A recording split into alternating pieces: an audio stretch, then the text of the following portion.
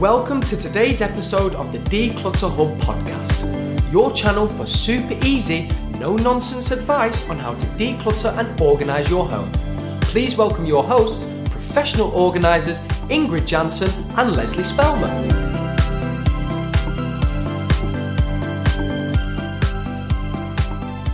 Hello and welcome listeners to episode 18 of the Declutter Hub podcast. I'm Ingrid. And I'm Lesley. If you have clutter and want to sort it out, this is the show for you.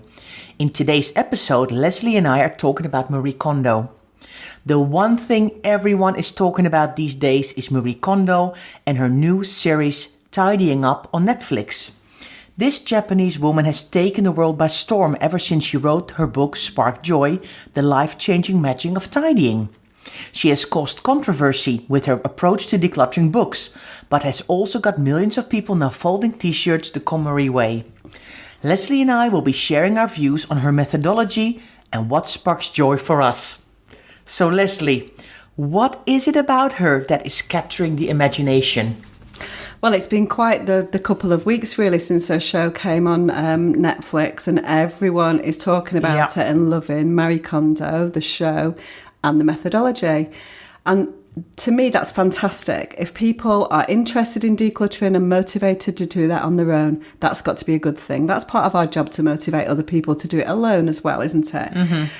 I think there's certain things about Marie Kondo that are capturing attention. So first of all, I think as an individual, she's unusual. It's not unusual, but she's different to what people would expect. I think a lot of people, when they think about professional organisers, think about somebody who's more like a sort of super nanny type that's going to come in and dictate everything to you and be quite mean and stuff. And that's absolutely not the case for any professional organiser. But I think that's probably the reputation, because I think people find the process scary and they imagine that the people that are going to guide you through that process might be scary as well.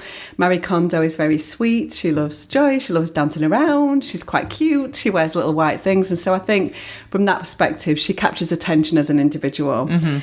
I think that her methodology is a simple framework that people can build around. And so she breaks things down into a very simple process, and people are latching onto that. We're going to talk a little bit more about whether that process maybe is a little bit too simplistic for our needs later. Mm-hmm. But I think in principle, the framework that she suggests is one that people can relate to and understand because it's simple. Mm-hmm. I think emotionally, she talks about the principle of sparking joy. And I think what she's trying to get across with that is that whenever you touch something that you own, it needs to provoke some kind of positive response. And so I think spark joy, again, is a simple concept that you can latch onto and work with. We all know that there are so many more emotions involved in decluttering than just joy sparking. But again, it's simple and it's straightforward. And of course, aspirationally, the lovely folding and the beautiful drawers is something that we all wish that we had. I actually wish that I could do the Marie Kondo folding in my drawers, but I do not. So I think there's four things and it's really capturing the attention because it's memorable. Mm-hmm. I know. I mean, of course, we see a spike every January, with people have New Year's resolutions and they want to put their best foot forward.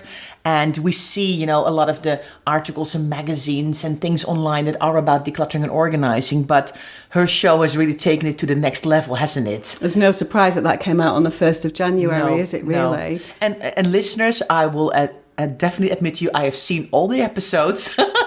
And I am really happy we're talking about this today, Lesley. And let's just then talk about spark joy and what does that mean and what are the emotions involved. So spark joy is a lot more than do I like it or not, but she explains it to me that you have to hold an item, look at the item, feel the item, and ask yourself, does this spark joy?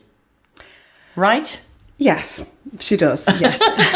And I think in principle, there are a lot of items in our home that do that, that do spark joy. That warm, fuzzy feeling that you get inside when you see something that you've not seen for 10 years or whatever, a picture from your kids. Sentimental items in particular absolutely spark joy. Mm-hmm. An item of clothing can spark joy because you love the way that you look in it. Yeah. So there are many, many things in our life that spark joy. Mm-hmm. But equally, there are many things in our lives that do not spark joy, but but that we need for practical reasons. So, a screwdriver that means that you can fix something doesn't necessarily spark joy, but we need it. And so maybe the spark joy is a little bit simple. I think Marie Kondo in her book explains the principle of things that are useful to you in the home can spark joy because they are useful, and therefore it's joy sparking. But to me, that's a little bit complex of a process to go through. But equally, I think what she's saying is don't have negative things in your life.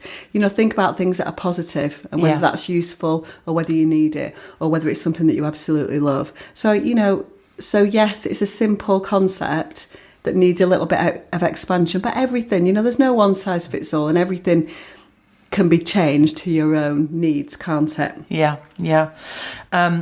I completely agree. I think when something makes you happy and you're like, oh yeah, I'm so happy I found this is so great and I've been looking for this, and yes, so that is completely makes sense to say, okay, this sparks joy, this makes me happy.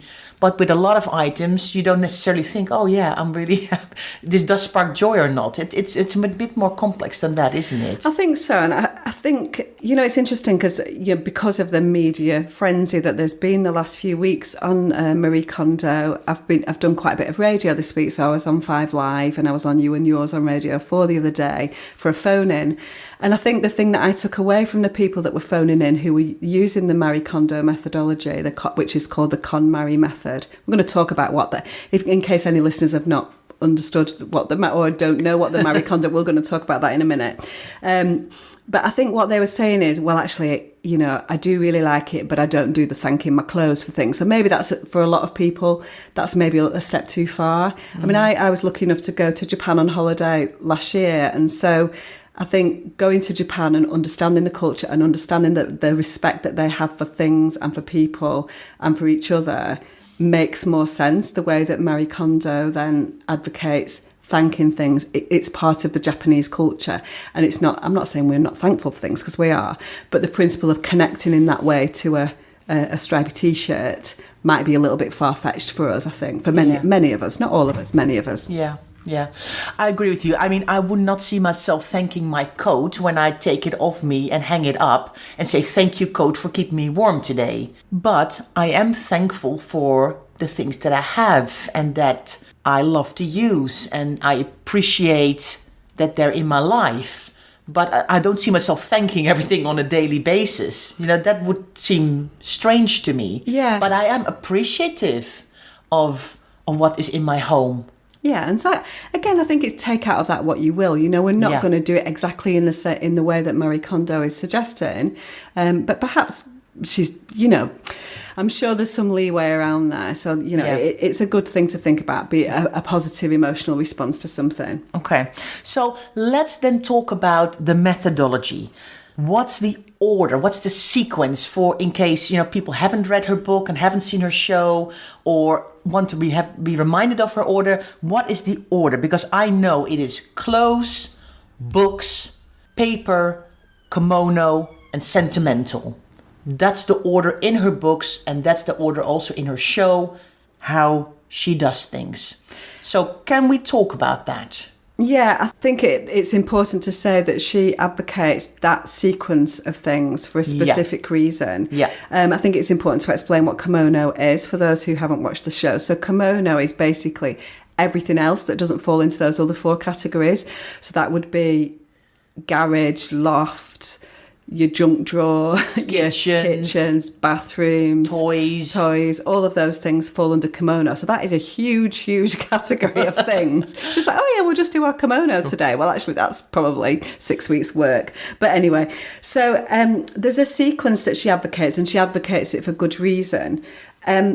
The interesting thing for me, and I watched a couple more shows last night because we were doing this today for market research, was sometimes I don't think that sequence works well. So if I'm working with somebody and I know that books is their absolute thing, that they're like, you are not touching my books. And that happens a lot with people that absolutely love books. Or for another person, it may be, I love my clothes so much. And I know that's going to be a difficult emotion. I would rather kind of bring people to that point of doing things that are easier first for them emotionally, and then sort of build them up towards doing the things that are more difficult. Yeah. She's certainly...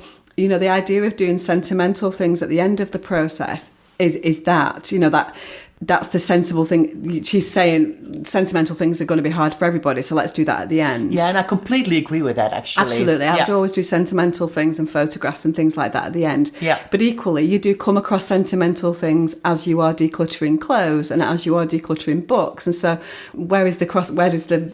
It's kind of a grey area, isn't it, then?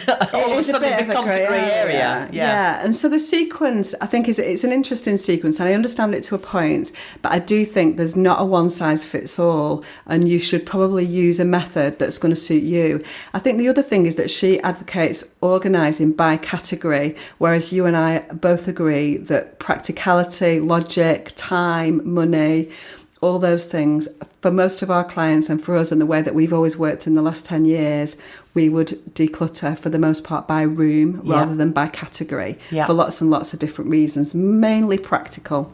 Yeah. I agree with you. I think I do work a lot with wardrobes first. So I end up doing a lot of clothes sometimes as a first session. But I have had clients who absolutely love their clothes, love their accessories, love their shoes, love their purses. And it's better than to start somewhere else. So then I would choose another room to work with. And I wouldn't necessarily start with clothes. But clothes, of course, are bulky. They are, for lots of people, an easier category to start with. So then you would start in a wardrobe.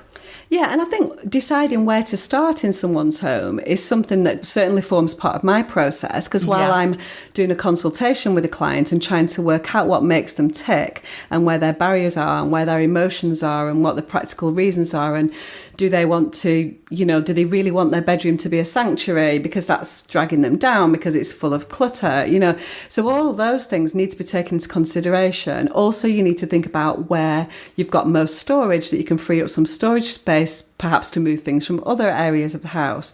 And so I think the sequence that she advocates, for me, is a little bit too simplistic and a little bit rigid. Yeah. There was a very interesting one in one of the shows that I don't want to cause any spoilers, but I don't think it will spoil things. I don't think. Hopefully, everyone who's listening to this will have watched all the shows anyway. There was a lady the other day on a show that I watched who had lost her husband. She did her clothes first, but Marie Kondo wanted her to then leave her late husband. She'd lost her husband a year ago. Leave her late husband's clothes to the end because she considered those to be sentimental items, which is true, which is right. Yeah. But the lady was absolutely ready to do her husband's clothes straight away after hers. Marie Kondo wanted her to move on to books. And to leave the sentimental, and the woman kind of kicked back a little bit, and they did in the end relent. She relented, didn't she? And they did go back to doing her husband's clothes. And so for me, that was very powerful, because that it's not about what I want as an organizer or the process that I want. It's absolutely guided by what the client wants. And if that lady who's bereaved and has gone through all that trauma is ready to do her husband's clothes, then that's the time to do them. Yeah. I could not agree more with you, Lesley. So we've now spoken about the order and the sequence of the different categories. So let's look at the process and the practicalities of that. So one of the things she does is she piles all the clothes on a bed.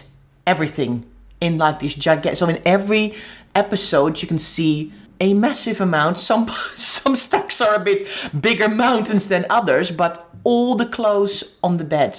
That's everything from your drawers, everything from your wardrobes. Yeah. Everything that's hung, everything that's in the laundry basket, everything needs to go in there. Yeah. Now, to be honest with you, I'm going to say this right out. I could not do that. I could do a wardrobe or a chest of drawers or a bedside table or linen, or not linen, because linen is a different category, but clothes-wise, that would be, no, I could not do that. I'm going to fess up to that, people. I completely understand the psychological reason why she's suggesting that people do that, because what she wants to do to shock people into knowing how much excess they've got. Yeah. I do take stuff out one by one wardrobe at a time, because I believe psychologically that once something has come out of a wardrobe, it's a harder decision to put it back in, rather than if you're kind of moving things along on a hanger and taking stuff out. So I think everything's out, and then so I do take things out, but I wouldn't take a whole room worth of stuff out at the same time. Mainly because I think people have got expensive clothes, and to do that is not being respectful to the clothes, and you might get hangers caught in things and cause tears and things. And equally, because for a lot of people that I work with, it would be way too overwhelming, and it would probably set them back, and you would think that you need to break that task down into manageable chunks. And if you've got probably hundreds and hundreds of items of clothing that you've got to go through before you get back into your bed that night, which is what we taught, that, you know, a lot of those houses, that's more work than one day's work to go through all that, for sure. And so I think that's quite a bold move for me, and it's not something that, so I understand it psychologically, but I wouldn't necessarily do it, and I wouldn't suggest that people do it at home, because, you know, not everybody's got 8 hours or whatever that it potentially might take to do that, to go through it. You've got to, real life kicks in, you've got to pick your kids up from school, you've got to get into your bed and so on. Cook dinner. I completely agree. I'm like you, I do it wardrobe by wardrobe. And of course, if I find clothes that are out of season clothes or anything, I will move them around and do that another time. But I think it's better to do it wardrobe by wardrobe and not get everything out. I think it's too overwhelming. I think people have definitely said that, you know, and in the phone-in show from the other day, people were saying, you know, I did that and I just found it way too overwhelming. Or it might, maybe, no, do you know what it was? It was on our Facebook group, wasn't it? It was on our Facebook group that somebody spoke about that and said, I just found it way too overwhelming. It would set me back. And that's something that you need to think about. All right, so let's move to the next one then. Books. That's her next step. I think, you know, taking everything out when you have one bookcase is very reasonable, but we know people with a lot more books. Yeah, there are people, book lovers, you know, quite often have expanded in a nice big 4-bedroom, four-floor home, and there are books. When you've got a book lover, you've got a book everywhere. And so that might be in the attic, it might be in the loft, it might be in the garage, it might be on every single bookcase in every hallway. And to bring all those books into one place, practically, you know, as an organiser, I don't want to be running up and down stairs from one room to another. And the chances are they're going to have to be stored back in those individual locations, hopefully not in the garage in boxes or in the loft, but certainly back on the bookcases. So we need to think about the practicalities of life. Can we, if we've piled up, you know, probably 700 or 800 books in the living room, are we going to be able to, you know, our kids going to be able to come home and play? And so, you know, everything has got to be thought about from its practical merits, really. Yeah, I think so too. And, you know, if you are a book lover, you know, we're not forcing anybody to declutter any of their books. I think it sometimes comes across that you have to get rid of your books, but I think that's not the case. You know? I think to be fair, Marie Kondo has taken some bad press this week or last week, hasn't she, about the methodology around books? But I have not taken away from that she's dictating to people that they need to get rid of books. I think it's very much a spark joy thing. And if you've got 1,000 books and 900 of them spark joy, then 900 of them should stay unless they are stopping you from living in your home. And that's the issue. So people who have books are willing to give over lots of space for those books. And that's absolutely fine. Your home, your choices, your stuff, your decisions. I think the difference is when you trip over your books and you can't even reach your cooker to make a cup of tea, then it gets kind of problematic, and then you might have to renegotiate. And then you probably have to go through your books and kind of go, okay, what are the ones that make me really happy and which ones would I would read again, etc., etc. So you can actually live a normal life and not kill yourself tripping over a book or falling over or breaking an arm or something. Yeah, so I think, you know, in terms of the methodology, you know, we haven't got all day to talk about this, and what we're actually talking about with methodology is talking about decluttering every single room in the house, and so we can't talk about all of the different things involved in them. But I think those two, certainly from the show, really, you know, captured my attention, and I wanted to talk about those. So let's talk about her next one then. It's paperwork. That's her third thing. And she has 3 different things. You have to do something with it, you keep it short term, or you keep it long term. And I haven't really in the show seen enough about the paperwork. Yeah. It comes across quite simplistic. Yeah. And paperwork, you know as well as I do, Lesley, paperwork is one of the most time-consuming things to do. Yeah. Especially if in home office or boxes are in full disarray. It takes a while to untangle the web. And I don't think you can just say, okay, you need it short term, you need it long term, or it is a to do. There's much more to it than paperwork. I think so. And I'm pretty sure within her paperwork systems there will be categorization as well. But I think, I think that's why it works and why people are, sort of really buying into it, because it seems so simple. Yeah. But actually, when you get down to it, it's not as simple as that. It is. You do need more categorization. You do need to be able to put your hand on things. So I think it's quite interesting. But it's simple and people are liking it. And if you can work within those principles, then you'll be a long way towards it. Yeah. So. Yeah. Komono is the next one.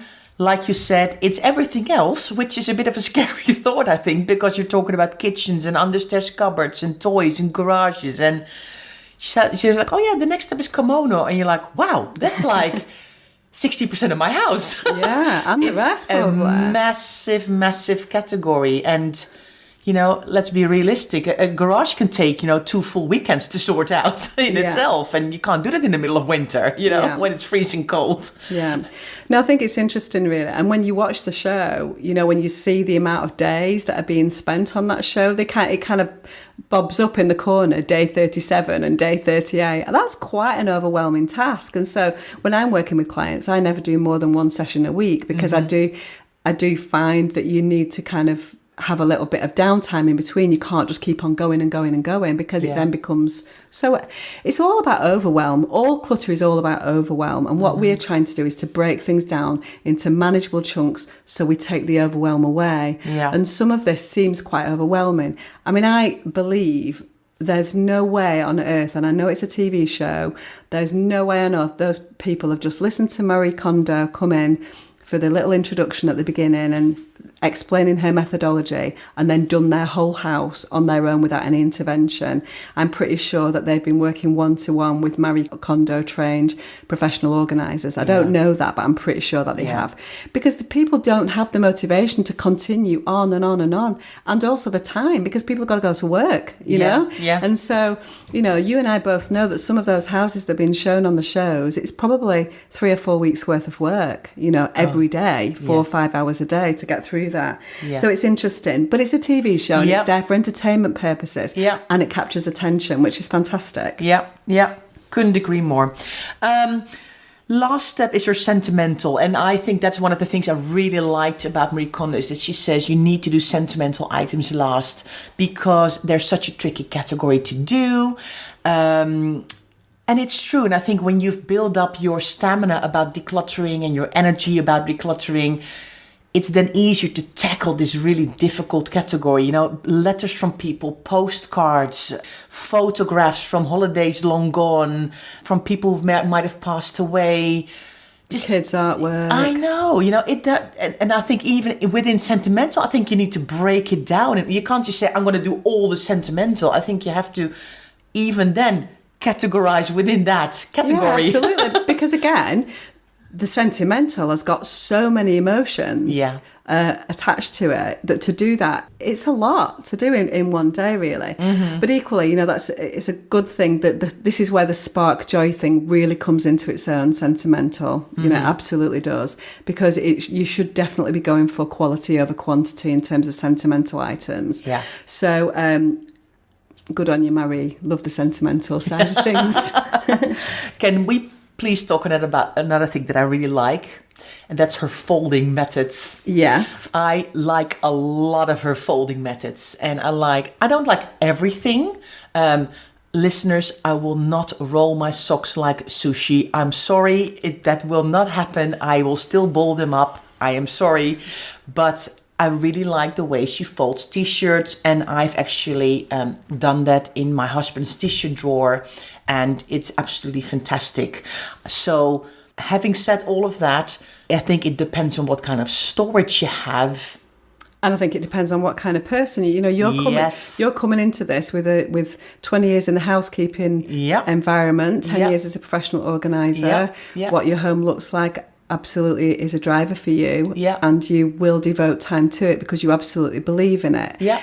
That's not the case for a lot of people. So I think there needs to be an element of reality. So for me and for a lot of my clients, the benefit and the improvement is getting things off the floor or off a chair in your bedroom into a wardrobe. And for me, it's about breaking barriers down and keeping things simple.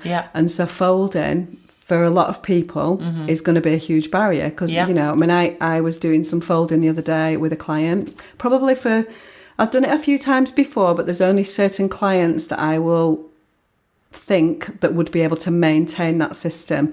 And I thought the other day that this is somebody that's got a beautiful home, would love her drawers to look like that. And so I was like, right, let's give it a go and go through that. So it'll be interesting to see what that is, and I'll keep in touch with her to see whether or not she's been able to maintain it. But the folding is fantastic. It's fantastic from a space perspective, from an accessibility perspective. You can see exactly what you've got. You can take from that. You don't have to be quite as meticulous. There's other ways of doing things. You can roll things. You can, things like that. It doesn't have to be quite as precise, perhaps sometimes, as Marie Kondo's methodology.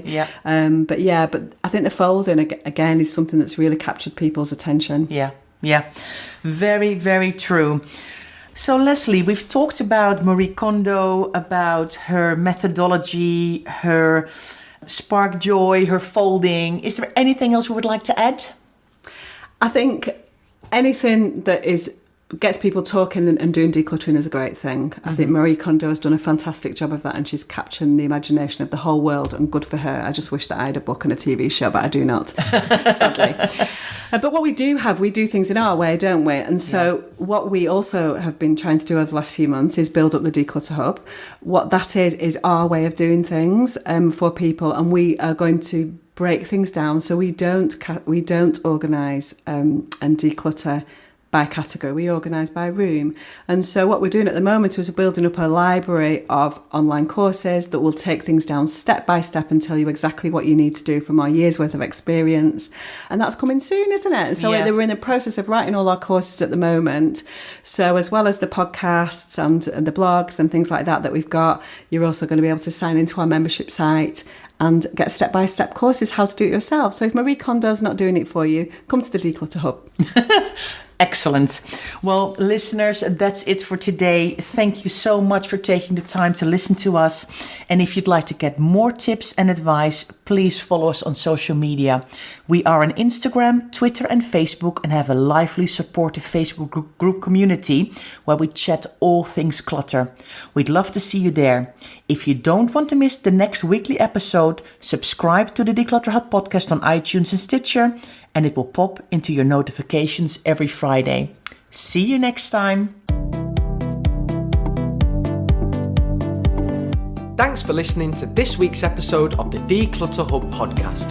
Check out declutterhub.com for more inspiration, and don't forget to tune in next week.